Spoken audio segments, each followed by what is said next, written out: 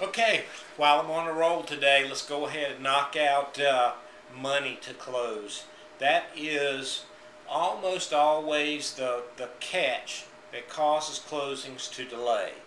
Um, a lot of times there will be money flying everywhere right before a closing as you consolidate your money into your wherever it is or wherever it's coming from into your bank.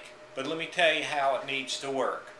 The ideal scenario, if everything was absolutely perfect, it would look like this. Let's say you needed $20,000 to close. I ask you for 2 months of bank statements, and I see in your bank statements 2 months ago you had $20,000, now you have $20,000. That is an ideal scenario. Hardly ever happens. Typically, now we do ask people to bring in 2 months of bank statements, and what we're going to do is go back and look at those bank statements. If you need $20,000 today, let's say 2 months ago you only had $10,000. We need to see where that money came from, verify its sources, and make sure that it's now in the account. So again, the theme in the videos is have your paperwork and everything will be fine. When you bring your bank statements, bring in all pages. If it says page 1 of 4, the underwriter is required to ask you for all 4 pages. The reason is they have to check the pages to make sure there's no loans to the bank that we don't know about. We have to see all pages to make sure there's no loans, and also they're going to check your deposits. They're going to check your deposits. They will see your normal pay going in there. If there's any large deposits on your bank statement, they have to be explained. Let's say, for instance, you sold a car and you got $5,000 for your car.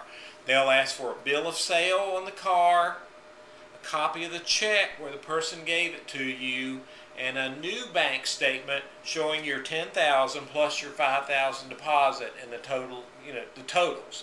So we have to show where the money came from, show it going into the account, and the updated balance.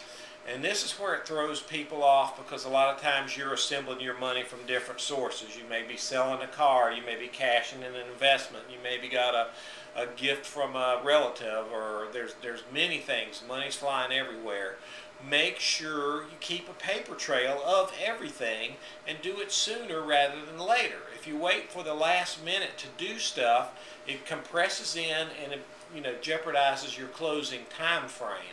So the last thing we want to do is delay anybody's closing. We try very hard not to do that, but you need to help out by having your paperwork together, have your money together, and be ready to explain those large deposits. It's going to happen.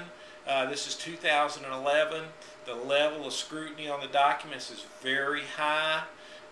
The other thing to look out for is they're making sure you're not getting your money from illegal sources, or you cannot get a loan for your down payment. So you can't go to your credit card and get a cash advance, use that for your house. Why not? Because then you borrowed the loan for the house and you also borrowed the down payment. And the lenders know if you use your own money that you earned with your flesh and blood hands, you'll be a lot less likely to walk away from the house than if you borrowed the loan and borrowed the down payment. It's much easier to walk away. So the lenders want you to make sure that the down payment money you put in came from you, or in some cases they'll allow you to get a gift from a parent. Again, we have to document everything. We have to document the gift money, their check to you, and that it's now in your account. So be prepared that before you close, you better have all your money in the account ready to go so that you can walk in or get your certified check. Again, I'm just trying to give you these tips to make things go smoother, not to tell you how difficult it is, but how to make it easier, because it's really not that hard. Alrighty, Tom Floyd, the Mortgage Minute. Thanks so much.